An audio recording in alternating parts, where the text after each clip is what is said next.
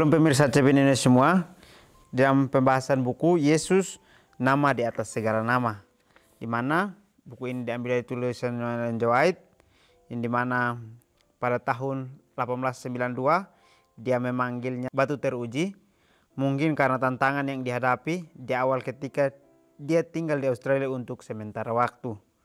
Dalam tulisan lain, Yesus adalah Alfa dan Omega, pencipta langit dan bumi, pemberi setiap pemberian yang baik dan sempurna, pemikul beban besar kita. Jadi buku ini menceritakan bagaimana pengalaman pada saat Nyonya Ellen G. White mendapatkan ilham dari Tuhan untuk memberitahukan kita bagaimana kita harus bergantung kepada Tuhan. Karena dia juga bergantung hidupnya pada Tuhan, sehingga Tuhan membukakan jalan kepada dia untuk menuliskan banyak buku-buku untuk menjadi pena inspirasi kehidupan kita masing-masing untuk kita ikuti itu, di mana Tuhan menguatkan kita untuk kita bisa keluar dari setiap kesalahan-kesalahan yang kita lakukan. Karena dia adalah perantara kita, maka marilah kita serahkan semua keluh kesah kita kepadanya, supaya dia membawa kita untuk bertemu dengan Bapa kita yang di surga. Bacaan kita kali ini judulnya Penakluk yang Menuntut Kemenangan. Ayat intinya terambil dalam Yesaya 40 ayat 29. Dia memberi kekuatan kepada yang lelah dan menambah semangat kepada yang tiada berdaya. Tujuan utama setan ialah menyesatkan manusia ke dalam dosa dan kemudian meninggalkan dia gemetar dan tanpa daya, membuatnya takut mencari pengampunan. Tetapi mengapa kita harus takut bila Tuhan telah berkata, kecuali kalau mereka mencari perlindungan kepadaku dan mencari damai dengan aku, ya mencari damai dengan aku. Setiap persediaan telah diadakan bagi kelemahan-kelemahan kita. Setiap penghiburan menawarkan kepada kita untuk datang kepada Kristus. Baik, bacaan kita kali ini penakluk yang menuntun kemenangan, di mana Tuhanlah yang akan menaklukkan hati kita pada saat kita mau untuk serahkan setiap apapun yang kita alami dalam kehidupan kita kepadanya. Karena pada saat kita sudah ditaklukkan, maka kita dijanjikan untuk bisa menang. Sebab itu dia tuntut kemenangan itu dari diri kita masing-masing. Jadi dia akan memberikan kekuatan kepada kita yang lelah, dan juga menambahkan semangat kepada kita yang sudah mungkin berpikir tidak ada lagi kesempatan, tetapi dia akan membuat kita untuk kembali memiliki semangat bahwa kesempatan itu Tuhan masih berikan, sehingga kita berusaha lagi untuk kembali melakukan semua kebaikan yang Tuhan inginkan dalam kehidupan kita. Tujuan setan adalah menyesatkan manusia ke dalam dosa dan kemudian meninggalkan dia gemetar tanpa daya, membuatnya takut mencari pengampunan. Inilah cara setan untuk menjatuhkan kita. Dia mau untuk membawa kita kepada dosa, tetapi dia tidak membawa kita untuk mengikutinya. Dia hanya membawa kita untuk mengikuti diri kita. Sehingga pada saat kita sudah terus mengikuti akan diri kita, maka kita akan tinggalkan Tuhan. Kita ikuti apa yang kita mau. Dan pada saat kita sudah jauh, kita akan gemetar tanpa daya. Dan kita juga takut untuk mencari pengampunan kepadanya. Inilah kerjaan setan untuk membawa kita ke dalam dosa. Tapi kita ingat, Tuhan pernah berkata bahwa kecuali mereka mencari perlindungan kepadaku dan mencari damai dengan aku, yang mencari damai dengan aku. Setiap persediaan telah diadakan bagi kelemahan-kelemahan kita. Setiap penghiburan menawarkan kepada kita untuk datang kepada Kristus. Jadi Tuhan menjanjikan kepada kita bahwa perlindungan hanya ada pada Dia. Dan jikalau kita ingin untuk mencari Dia, maka kita harus tinggalkan keegoisan kita, tinggalkan keinginan hati kita. Maka kita akan bertemu dengan damai yang Dia berikan kepada kita. Jadi damai yang Tuhan berikan akan menyediakan penghiburan kepada kehidupan kita. Dan juga akan menawarkan kepada kita untuk datang lebih dekat kepada Kristus.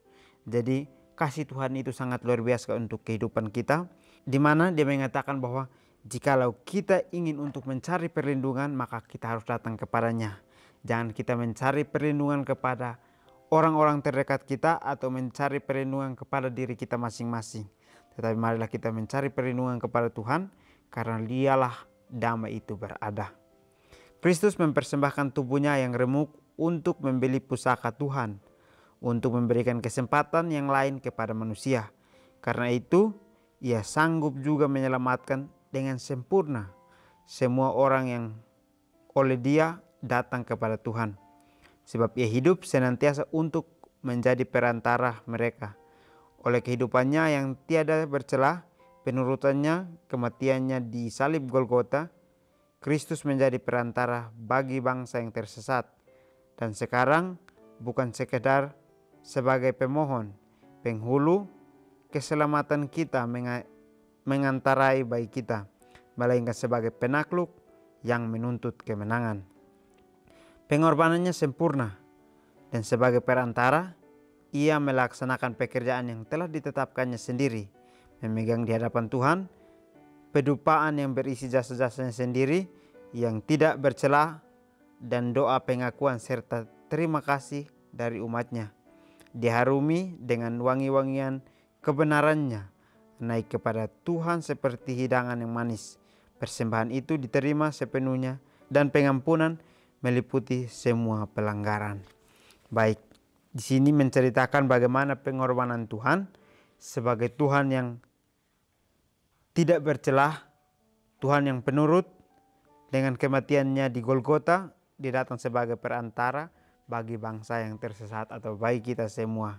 Jadi Kristus mempersembahkan tubuhnya yang remuk itu untuk membeli kembali pusakanya yang telah Dia ciptakan, untuk memberikan kesempatan juga kepada kita bahwa hanya kepada Dia ada jalan keselamatan untuk kita semua. Jadi Tuhan mempersembahkan tubuhnya untuk meyakinkan kepada kita bahwa kita masih memiliki kesempatan, tetapi kesempatan itu hanya diberikan satu kali.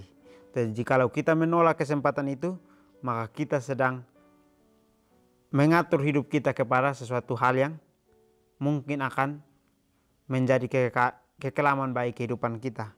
Tetapi pada saat kita mau untuk menerima kesempatan itu, maka kita akan mendapatkan hidup yang kekal yang dimana Dia janjikan kepada kita. Dan Tuhan juga sanggup untuk menyelamatkan dengan sempurna semua orang yang Dia datang kepada Tuhan. Jadi kasih Tuhan itu sangat luar biasa. Dia dapat menyelamatkan semua orang dengan sempurna. Yang orang yang mau datang kepadanya, Dia akan selamatkan semuanya, karena melalui Dialah jalan keselamatan itu berada. Sebab Ia hidup senantiasa menjadi pengantara mereka. Jadi Tuhan menjadi pengantara kita. Marilah kita percaya kepadanya bahwa Dialah yang akan memberitahukan kepada kita jalan kehidupan itu. Kehidupannya tiada bercelah, penurutannya, kematiannya di salib Golgota. Kristus menjadi perantara bagi bangsa yang sesat. Teguran keras untuk kita semua bahwa Tuhan sudah datang untuk kehidupan kita masing-masing. Kenapa kita sekarang tidak memilih untuk mengikutinya? Kita sebagai bangsa yang sesat itu, maka marilah kita berbalik untuk masuk kepada penakluk yang menuntut kemenangan itu. Dan sekarang bukan sekedar sebagai pemohon, penghulu keselamatan kita, mengantarai bagi kita, melainkan penakluk yang menuntut kemenangan. Jadi Tuhan adalah penakluk yang menuntut kemenangan untuk kita keluar dari kejahatan itu. Pengorbanannya sempurna, dan sebagai pengantara kita Ia melaksanakan pekerjaan yang ditetapkannya sendiri, memegang di hadapan Tuhan pedupaan yang berisi jasa-jasanya sendiri yang tidak bercelah, dan doa pengakuan serta terima kasih dari umatnya. Jadi sangat luar biasa, Tuhan mengorbankan dirinya untuk menjadi perantara dengan apa yang Dia sudah tetapkan untuk Dia lakukan. Maka Dia lakukanlah itu dengan semuanya, dengan sungguh-sungguh, sehingga dengan apa yang Dia lakukan itu bisa menjadi doa untuk keselamatan kita masing-masing. Jadi Tuhan itu sangat menyayangi kita. Persembahan itu diterima sepenuhnya untuk pengampunan meliputi semua dosa. Jadi Tuhan menyayangi kita.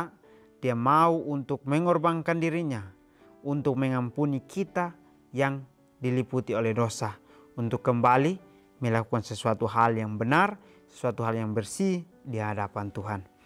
Kristus telah menyanggupi dirinya untuk menjadi pengganti serta jaminan, dan tidak dilalaikannya seorang pun yang tak dapat melihat umat manusia terpapar pada kehancuran yang abadi tanpa mencurahkan nyawanya untuk mati bagi mereka itu, memandang dengan rasa pengasihan dan kasih sayang kepada setiap jiwa yang menyadari bahwa ia tidak dapat menyelamatkan dirinya sendiri. Ia tidak akan memandang kepada seorang pemohon yang gemetar tanpa mengangkatnya. Ia yang pengantaran grafiratnya sendiri telah menyediakan bagi manusia suatu persendian ilahi dari kekuatan moral, tidak akan gagal untuk menggunakan kuasanya bagi kita. Kita dapat membawa dosa-dosa dan kesusahan kita ke kakinya, karena ia mengasihi kita. Setiap pandangan serta firman-Nya mengundang keyakinan kita. Ia akan membentuk dan menempa tabiat kita sesuai dengan kehendak-Nya sendiri. Jadi janji Tuhan sangat luar biasa untuk kehidupan kita. Kristus telah disanggupkan untuk menjadi pengganti serta jaminan untuk keselamatan diri kita. Jadi marilah kita sekarang, kita tidak melalaikannya, tetapi kita gunakan kesempatan itu dengan sungguh-sungguh. Yang tidak dapat melihat umat manusia terpapar kehancuran yang abadi tanpa mencurahkan nyawanya untuk mati bagi mereka, memandang dengan rasa pengasihan dan kasih sayang kepada setiap jiwa yang menyadari bahwa ia dapat menyelamatkan dirinya sendiri. Jadi Tuhan dengan rasa pengorbanannya, karena dia melihat akan kehancuran kehidupan abadi kita, dia mau untuk kembali mencurahkan nyawanya untuk mati demi keselamatan kita.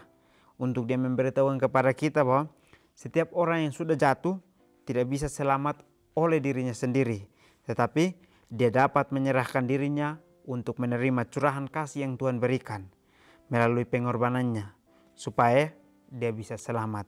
Jadi kita tidak bisa selamat karena diri kita sendiri, tetapi kita dapat selamat karena kita menurut kepada Tuhan yang sudah mengorbankan dirinya untuk kehidupan kita. Ia tidak akan memandang kepada seorang pemohon yang gemetar tanpa mengangkatnya.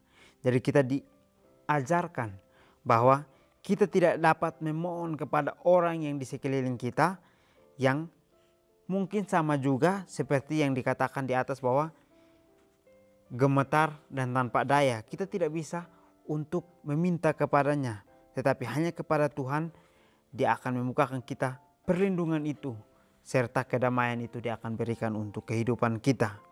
Jadi setiap manusia akan mengalami yang namanya lelah dan juga tiada berdaya. Tetapi Tuhan menjanjikan kepada kita bahwa dialah yang akan memberikan kekuatan, dialah yang akan menyanggupkan kita dengan semangat yang baru pada saat kita datang kepadanya.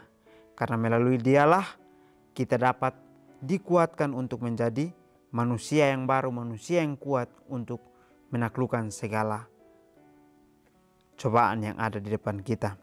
Kita dapat membawa dosa-dosa dan kesusahan kita ke kakinya karena ia mengasihi kita.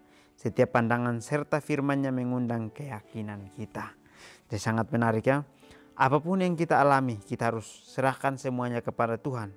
Karena dialah yang mengasihi kita dan juga firman-lah yang akan meyakinkan kita bahwa hidup dengan Tuhan adalah hidup yang benar, hidup yang sesuai dengan tabiat Kristus. Di mana kita akan ditempa setiap hari untuk kita ketahui bahwa kehendak Tuhan itu adalah kebaikan untuk diri kita sendiri. Dalam segenap kekuatan setan, tidak ada kuasa yang dapat mengalahkan satu jiwa dan satu kepercayaan yang sederhana, menyerahkan dirinya kepada Kristus. Dia memberikan kekuatan kepadanya yang lelah dan menambah semangat yang tiada berdaya. Seri Membina Keluarga jilid 5 halaman 116 dan 117. Bagaimana saya dapat mengakses persendian kekuatan moral yang tak terbatas dari Kristus. Jadi ini adalah akhir dari pembelajaran kita, memberikan kita kekuatan bahwa setan tidak ada kuasa untuk mengalahkan satu jiwa dengan kepercayaan sederhana dan menyerahkan dirinya kepada Kristus. Jadi kalau kita serahkan hidup kita kepada Kristus, maka setan tidak memiliki kuasa untuk merebut kita dari Kristus itu. Tetapi pada saat kita tidak memiliki kekuatan moral, maka kita akan jatuh karena setan memiliki godaan yang sangat dahsyat untuk menjatuhkan kita yang masih kurang percaya kepada Tuhan. Jadi marilah kita terus percaya kepada Tuhan, karena Dia memberikan kekuatan kepada yang lelah dan juga menambahkan semangat kepada yang tiada berdaya. Ini adalah janji Tuhan kepada kehidupan kita masing-masing. Maka marilah kita sediakan persendian kekuatan moral kita yang tak terbatas kepada Tuhan. Karena melalui Dialah kita dapat dikuatkan untuk menjadi penakluk yang menuntut kemenangan. Mungkin ini saja pelajaran yang dapat saya bahas. Kiranya kita bertemu lagi di pertemuan selanjutnya. Kiranya Tuhan Yesus memberkati kita semua.